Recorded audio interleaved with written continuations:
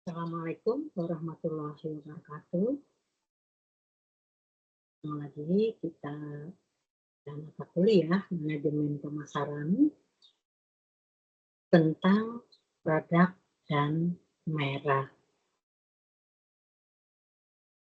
Oke, berikutnya sebelum kita lebih jauh memahami tentang produk dan merek, kita akan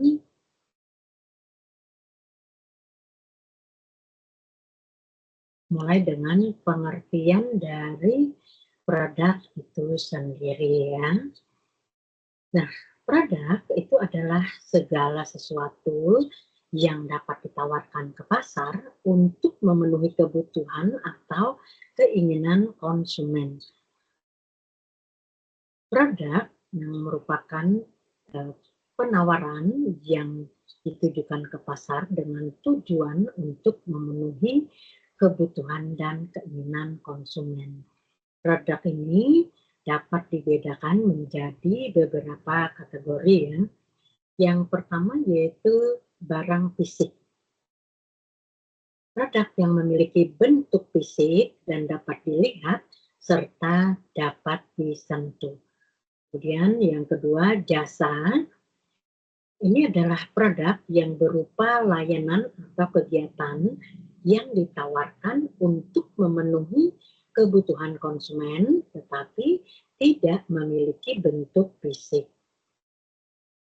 Kemudian kategori ketiga yaitu pengalaman.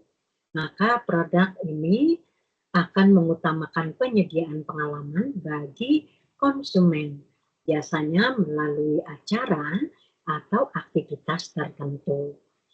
Kemudian yang ketiga yaitu pengalaman.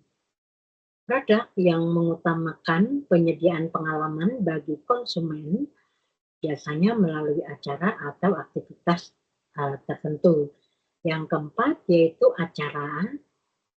Produk yang berupa kegiatan atau event yang dapat menarik perhatian konsumen, seperti konser, festival, atau konferensi.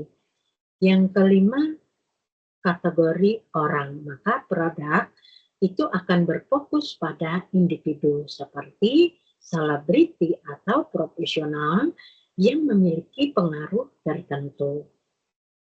Yang kelima yaitu tempat. Maka produk yang berkaitan dengan lokasi atau tempat tertentu seperti destinasi wisata atau kota. Yang ketujuh yaitu properti. Produk yang melibatkan hak kepemilikan atas barang ataupun aset. Kemudian kalau itu adalah kategori organisasi, maka biasanya produk yang mengacu pada entitas atau institusi yang menawarkan manfaat tertentu seperti lembaga pendidikan atau perusahaan non-profit. Yang kesembilan yaitu informasi. Produk yang berupa pengetahuan atau data yang dapat digunakan untuk membantu konsumen dalam pengambilan keputusan seperti buku, artikel, atau data riset. Kemudian yang ke-10 yaitu ide. Maka produk ini akan berupa gagasan atau sebuah konsep yang dapat mempengaruhi cara berpikir atau tindakan konsumen. Oke, berikutnya kita akan kepada tingkatan dari produk itu sendiri. Tingkatan produk menurut Philip Kotler ya, dia membagi produk itu menjadi 3 tingkatan yang menggambarkan berbagai aspek yang dapat dilihat oleh konsumen dalam memandang suatu produk. Yang pertama yaitu produk inti. Nah, ini adalah manfaat utama atau kebutuhan dasar yang ingin dipenuhi oleh konsumen dengan membeli suatu produk. Ini juga adalah alasan mendasar mengapa konsumen memilih untuk membeli produk tersebut yang bersifat lebih abstrak dan seringkali tidak terlihat. Contohnya seperti sepatu olahraga. Manfaat inti yang dicari oleh pembeli sepatu olahraga adalah kenyamanan atau dukungan untuk berolahraga atau beraktivitas secara fisik. Nah, kenyamanan inilah bisa berupa kenyamanan di dalam bergerak, perlindungan untuk kaki, atau pengurangan cedera saat berolahraga. Kemudian yang kedua yaitu produk nyata atau actual product.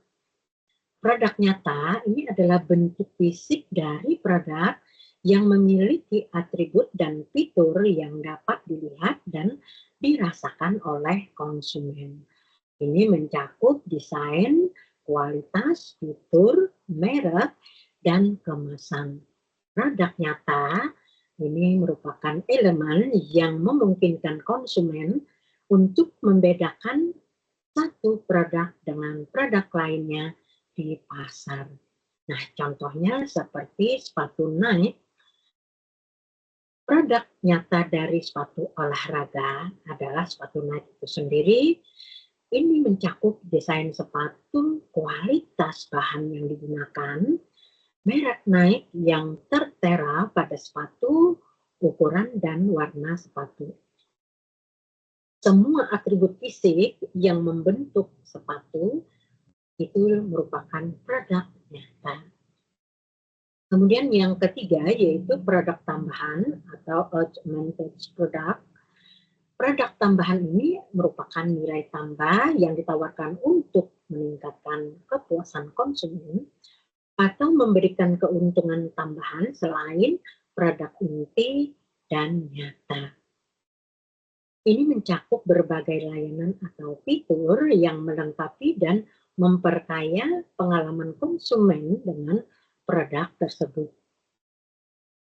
Contohnya seperti sepatu Nike, produk tambahan untuk sepatu Nike biasanya mencakup garansi produk, layanan purna jual seperti perbaikan atau penggantian sepatu jika dalam jangka panjang waktu tertentu, dan kemasan eksklusif yang bisa menambah nilai emosional bagi konsumen.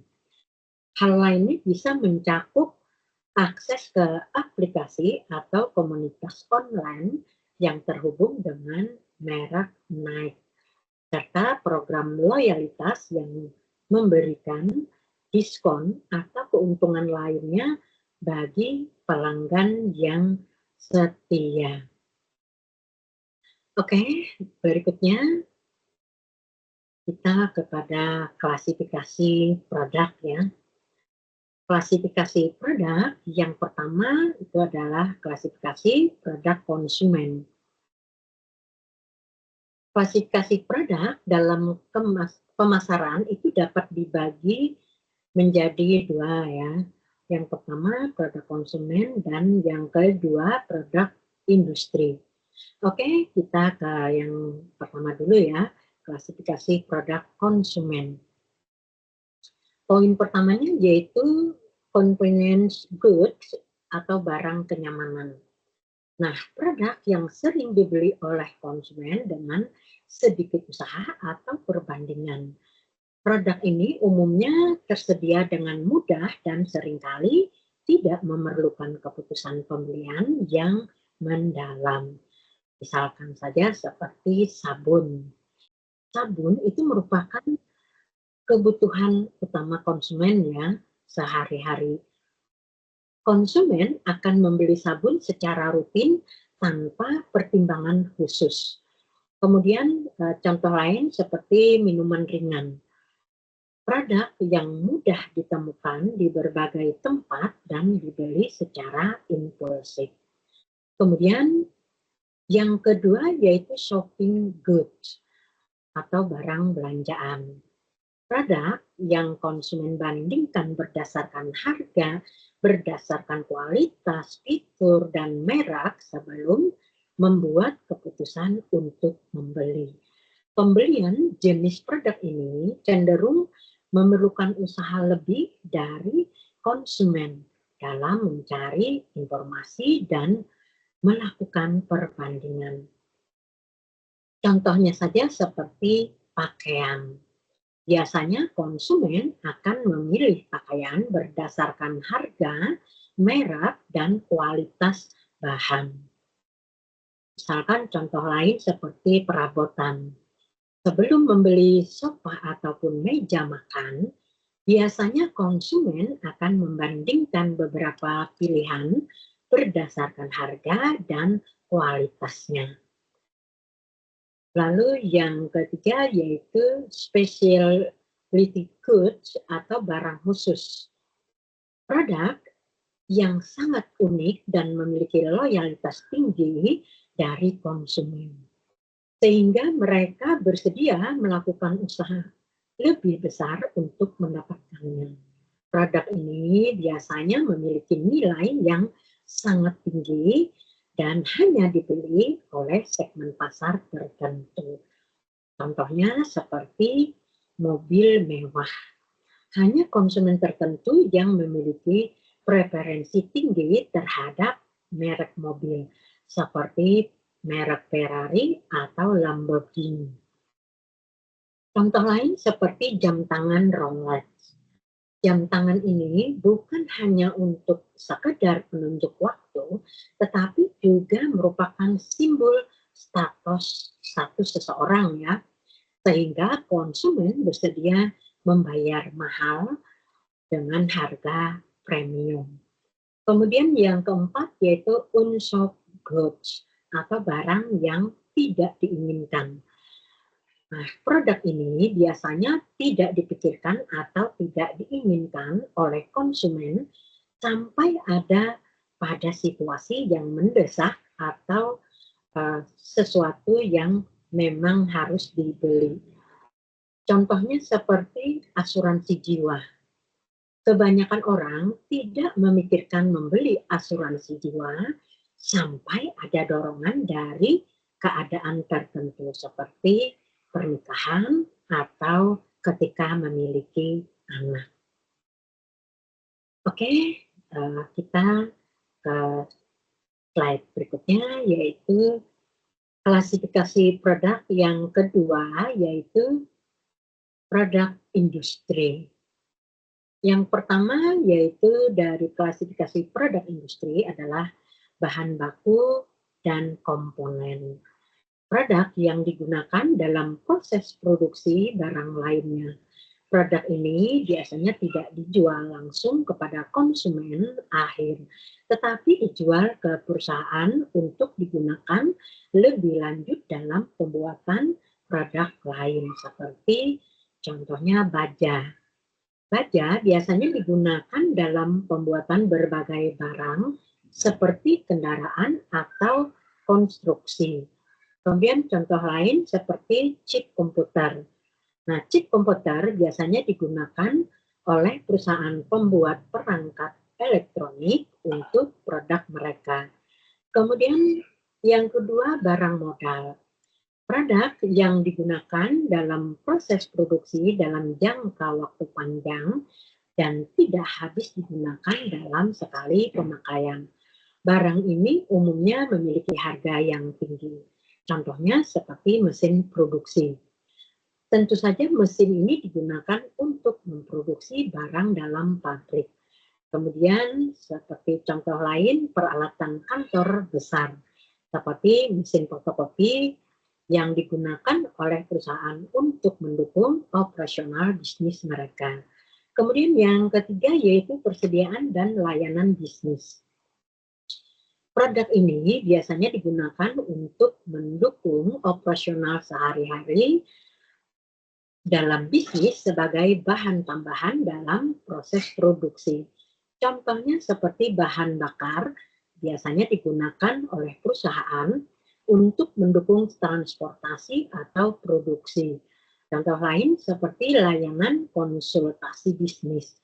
Perusahaan mungkin memerlukan jasa konsultasi untuk meningkatkan efisiensi operasional atau strategi pemasaran.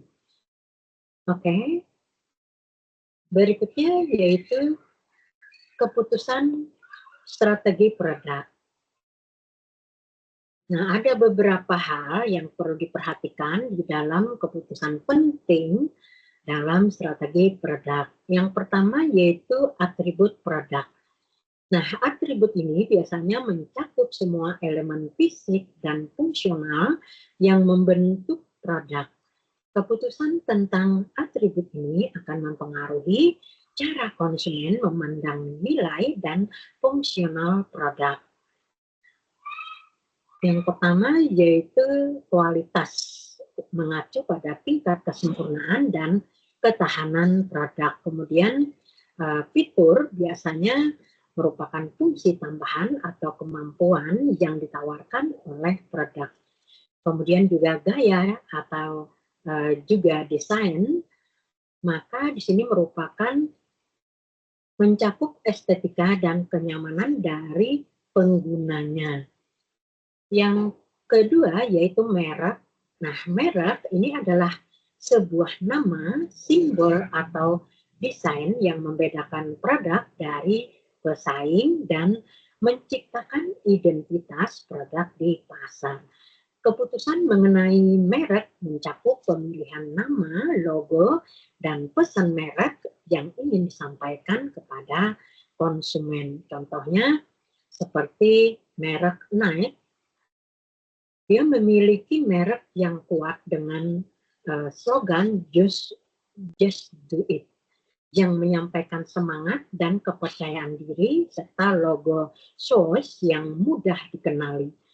Ini akan menciptakan asosiasi positif yang kuat dengan kualitas dan prestasi. Yang ketiga yaitu kemasan.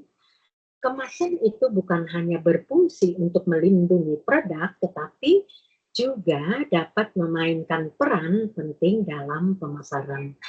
Kemasan harus menarik, harus memberikan informasi yang jelas dan mudah digunakan.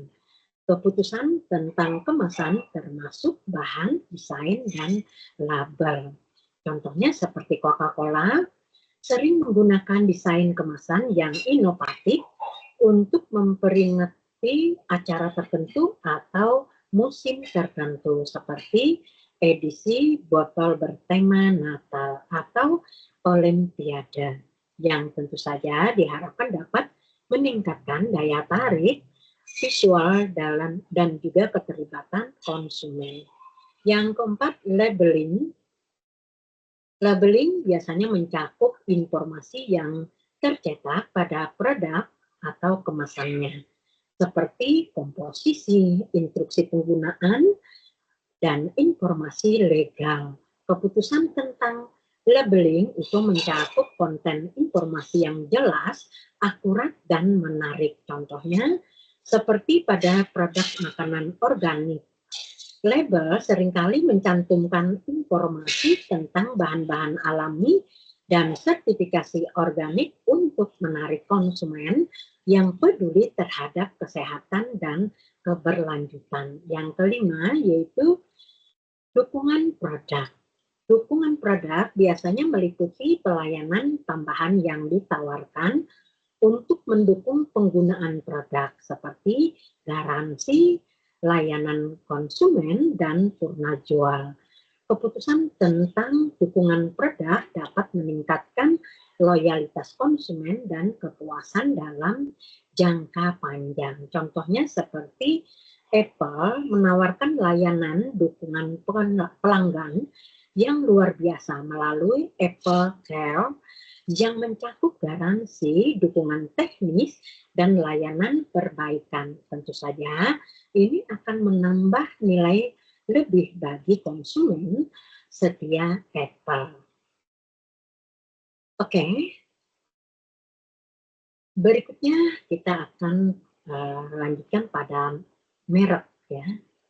Nah, jadi sebelum kita lebih jauh memahami tentang merek, nah di sini terdapat pengertian merek menurut ahli pemasaran ya, pakar pemasaran Philip Kotler. Di sini dia menyatakan merek itu adalah janji penjual untuk secara konsisten memberikan manfaat, fitur, dan juga kualitas tertentu kepada pembeli. Jadi dapat dikatakan bahwa merek itu adalah istilah, nama, tanda, simbol, desain, ataupun dekombinasi dari semuanya yang dimaksudkan untuk mengidentifikasi produk dan membedakannya dari produk pesaing.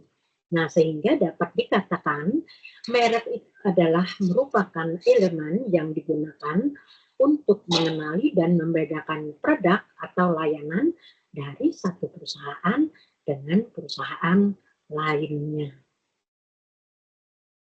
Oke, berikutnya kita akan ke fungsi dari merek. Nah, fungsi merek yang pertama yaitu fungsi identifikasional. Merek berfungsi sebagai alat identifikasi yang dapat membedakan suatu produk ataupun jasa dari produk ataupun jasa lainnya di pasar, di mana konsumen akan lebih mudah mengenali dan mengingat produk melalui nama, logo, simbol, atau desain tertentu yang sifatnya konsisten. Nah, tentu saja manfaat dari identifikasional yang pertama yaitu dapat meningkatkan kesadaran merek, yang kedua dapat mendorong loyalitas konsumen, yang ketiga yaitu dapat membentuk citra merek. Kemudian yang kedua yaitu perlindungan hukum. Merek yang telah terdaftar secara hukum tentu saja akan mendapatkan perlindungan hukum sebagai hak kekayaan intelektual atau HKI. Hal ini penting karena ada beberapa alasan. Alasan pertama yaitu untuk mencegah peniruan atau penggunaan merek oleh pihak lain tanpa izin. Kemudian yang kedua yaitu dapat memberikan hak eksklusif kepada pemilik merek untuk menggunakan dan mengeksploitasi merek tersebut secara komersial. Kemudian yang ketiga yaitu dapat meningkatkan nilai merek sebagai aset perusahaan. Lalu fungsi merek yang ketiga yaitu jaminan kualitas. Merek juga berfungsi sebagai simbol jaminan kualitas bagi konsumen. Ya. Ketika konsumen melihat merek tertentu, mereka akan mengasosiasikan dengan kualitas produk atau jasa yang konsisten. Kemudian juga dia akan mengasosiasikan dengan pengalaman sebelumnya yang memuaskan. Kemudian mereka juga akan mengasosiasikan dengan kepercayaan terhadap standar produksi, pelayanan, dan tanggung jawab perusahaan. Yang keempat yaitu sebagai fungsi merek sebagai alat promosi. Merek bagian penting dari komunikasi pemasaran dan sering menjadi fokus utama di dalam promosi. Merek juga dapat digunakan untuk membangun diferensiasi di pasar yang kompetitif. Kemudian juga dapat digunakan untuk mengkomunikasikan nilai tambah produk pada konsumen. Juga dapat meningkatkan efektivitas iklan karena merek yang kuat tentu akan lebih mudah menarik perhatian dan mudah dipercaya.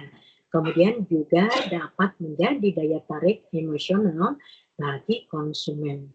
Yang kelima yaitu asosiasi emosional. Merek tidak hanya soal identitas visual, tetapi juga membangun asosiasi emosional dengan konsumen. Dan tentu saja ini akan mencakup nilai-nilai yang diasosiasikan dengan merek, kemudian dengan perasaan bangga sebagai status sosial atau kepercayaan yang ditimbulkan oleh pengguna merek. Dan juga bisa merupakan hubungan merek dengan konsumen itu dapat memperkuat loyalitas dan dapat memperluas komunitas pengguna. Baik, kita akan ke berikutnya yaitu mengenai manfaat dari merek itu sendiri. Manfaat pertama yaitu identitas merek. Merek berfungsi sebagai identitas atau simbol yang dapat membedakan produk atau layanan dari pesaing di pasar. Dan ini akan memberikan konsumen cara untuk mengenali dan juga mengingat produk tersebut, di mana identitas produk dapat mencakup nama, merek, logo, desain kemasan, dan elemen-elemen lain yang dapat memberikan ciri khas pada produk.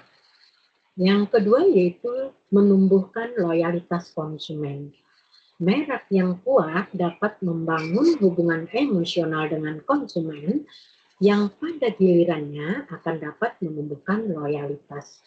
Konsumen yang merasa puas dengan produk atau layanan jasa atau pengalaman yang diberikan oleh merek tentu saja akan lebih cenderung untuk membeli kembali dan merekomendasikan produk tersebut kepada orang lain. Yang ketiga yaitu dapat membentuk persepsi kualitas. Merek yang konsisten dan terkenal seringkali membentuk persepsi tertentu tentang kualitas produk mereka. Sebagai contoh, merek-merek premium sering diasosiasikan dengan kualitas yang lebih baik. Sementara merek-merek lebih terjangkau mungkin memiliki persepsi yang kualitas lebih rendah. Kemudian yang keempat yaitu dapat memberikan keunggulan yang kompetitif. Merek yang kuat dapat memberikan keunggulan yang kompetitif di pasar dengan membedakan produk dari pesaing. Keunggulan kompetitif ini bisa datang dari berbagai faktor seperti inovasi, kualitas, layanan konsumen, atau citra merek yang sudah terbangun. Merek yang dikenal dengan baik cenderung lebih mudah menarik perhatian konsumen dan dapat memiliki harga premium dibandingkan produk tanpa merek yang jelas. Oke, berikutnya kita akan kepada keputusan manajemen merek. Keputusan manajemen merek ini merupakan sebuah proses yang melibatkan penentuan elemen-elemen yang memberikan identitas merek yang bertujuan untuk membangun citra positif dan dapat meningkatkan daya saing merek di pasar. Keputusan ini biasanya mencakup beberapa aspek penting, di antaranya pemilihan nama merek dan pemilihan strategi merek. Yang pertama yaitu pemilihan nama merek. Pemilihan nama merek ini merupakan langkah pertama dalam proses branding. Nama merek yang dipilih harus memiliki kriteria mudah diingat, kemudian deskriptif dan unik. Lalu yang kedua yaitu strategi merek. Strategi merek itu merupakan cara perusahaan memilih pendekatan untuk mengelola merek mereka agar dapat memenuhi tujuan bisnis dan dapat menciptakan nilai bagi konsumen. Nah, di sini ada beberapa strategi merek yang umum digunakan. Yang pertama yaitu merek individu.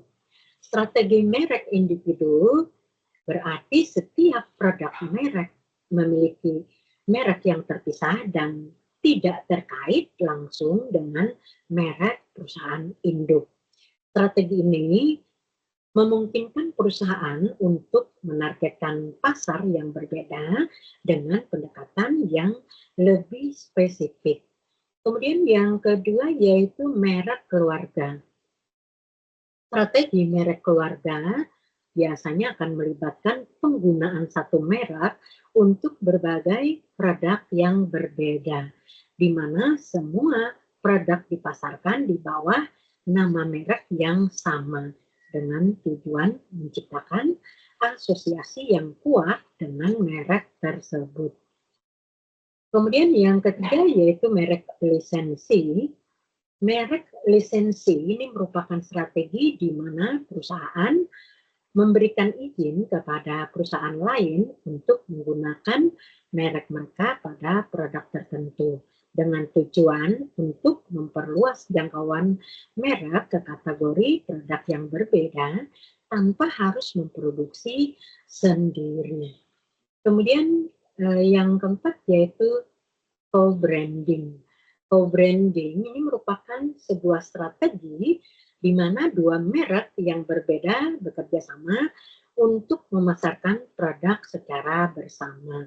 Hal ini akan memungkinkan kedua merek untuk memanfaatkan kekuatan masing-masing untuk menarik konsumen yang lebih luas. Oke, kita sampai pada kesimpulan dari materi yang dijelaskan hari ini ya. Oke, kesimpulan pertama yaitu produk sebagai inti dari nilai pemasaran. Kemudian kesimpulan kedua, merek sebagai diferensiasi di pasar. Yang ketiga yaitu pentingnya merek dalam membangun loyalitas konsumen. Yang keempat yaitu diferensiasi sebagai kunci untuk menghadapi persaingan. Kesimpulan kelima yaitu merek sebagai jembatan emosional antara produk dan konsumen. Kesimpulan yang keenam yaitu mengukur kekuatan merek. Oke, sampai di sini dulu materi hari ini. Sampai jumpa. Wassalamualaikum warahmatullahi wabarakatuh.